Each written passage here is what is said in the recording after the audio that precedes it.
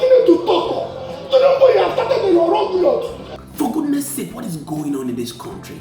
Now, the truth of the matter is that the moment a country begins to drift away from the rule of law, that country automatically begins to drift towards anarchy. Now, today recall that the immediate past governor of the Central Bank of Nigeria in person of Godwin Emefiele was actually arraigned in the Federal High Court in Ikoyi after he was detained for about some weeks with the Department of State Security. Now, soon after, the judge gave the order that he should be granted bail on the condition that he should pay 20 million naira and some other bail conditions. But pending the perfection of the bail conditions, he should be remanded in the Nigerian Correctional Service. At the point of him moving out of the court to be handed over to the Nigerian Correctional Services, the Department of State Security, who has detained him for some time, began to go ahead to drag him to make sure that they take him to their custody. For goodness sake, the court had already ordered that this guy should be handed over to the Nigerian Correctional Service pending the perfection of the bail conditions. Now, there was a lot of fracas between the officials of the Department of State Security and that of the Nigerian Correctional Service, which is not supposed to be so. I'd like us to jump into hearing from some of the lawyers who were right in the courts to tell us what the implications of this is. How can we get to a state where a court will give an order and the Department of State Security goes ahead to say the order from their boss says they should go against the court order? I'll be back to wrap up the program. I just want to go straight to say that Tinubu administration has started on a very wrong note. He has started with impunity. He has started with lawlessness. His government is still facing legitimacy at the tribunal, and he has chosen to start with lawlessness. He has chosen to start with impunity. These are really suffering Nigerians by the subsidy issue that we are all suffering. He has now rather chose to cripple the entire judicial system, the entire judicial machinery. Now, the DSS should have established a court in their office. They should have had a DSS court. Try him there. They shouldn't have brought him to court. Where a court of competent jurisdiction, Federal High Court, made an order granting him to bail.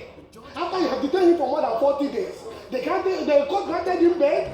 Court made an order that should, in case he didn't perfect his bail today, that he should be remanded in Nigerian Correctional Service custody. And that order has been displayed to the media. So the DSS is here, behaving as if we are in a zoo. The position of the law is that he has been arraigned. And there is a court of competent jurisdiction that is a high court, Federal High Court, that made an order granting him to bail, and an order that should, in case he didn't perfect his bail, and he should be taken to the facility of the Nigerian Correctional Service. That remains the order. You can only appeal that order. Or if you have another warrant, if you have another offense you are investigating him, or purported offense you are investigating him, or you have another purported warrant, you should go and serve it to the Nigerian Correctional Service to produce him to court, not to take him to your custody. DSS is not the law. They are established by a piece of legislation. This is a country that runs on law, on rule of law. The Constitution is our grand law. That is what we are saying. The Constitution has stipulated that there are three arms of government: executive, legislature, and judiciary. That is why we are crying out. Rule of law must be entrenched.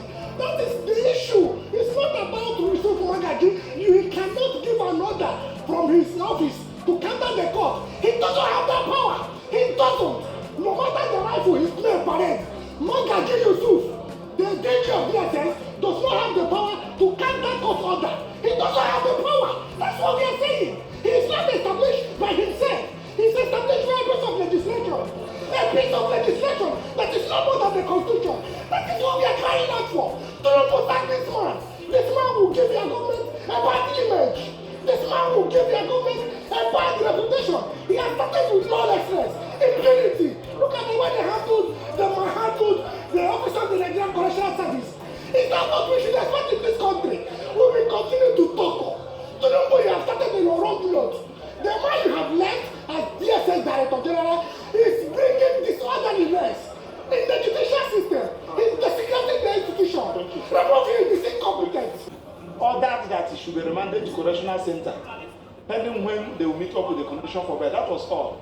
So when we left the court, we started hearing that DSS said that they will not, that taking in, that they will not comply with the court order. So the enrollment order was served on them, was given to them. So the correctional center said, they have given us order, power to take this man. We cannot leave it, to leave him for you. They refused. We thought that they were joking. A lot of consultations David Dawood has called many people, everybody, and they said that it is an order from above. Who is that giving you? Who is that person giving you order? It's against court order. Are you using executive theatre to set aside court order? We don't know what was going on. Now, correctional center now came to take Emefiele. They refuse. It is a blow. It is a war against rule of law. Because one, if this thing can happen in a federal high court premises, where the judge is still around, then how much more what will be happening in other hinterlands? So we are calling the National Rights Commission, the immediate president, the Senate president, the speakers of representatives, that they should come to rescue this democracy. We don't know the plan of DSSS. They don't obey court order. You can see what is happening in a case.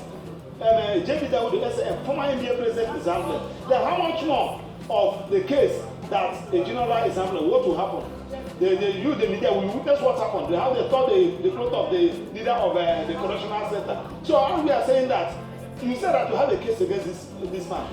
The matter has been adjourned till 14th of November. And we feel that if you have any amendments to do or further charge, you can bring it in. You can bring it in. Then when the trial continue, because bail is temporary freedom. Except we are persecuting, we are not prosecuting. If you are prosecuting, you should follow the rule of law. What is happening here today is a complete show of shame before the whole world.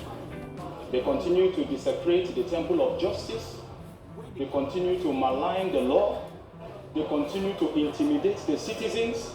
How do you explain in a modern day, in this time, where the court has given an order granting bail to an accused person, and then the law enforcement agents are waiting outside the court to rearrest that person, even whether with or without warrant, without obeying the order of court that has been made?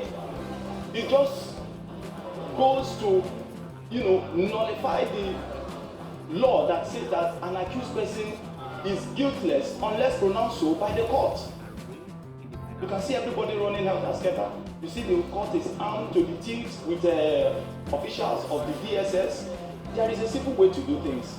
And until we get it right with the judiciary, where the rule of law is respected, where court orders are respected, Nigeria will continue to sink.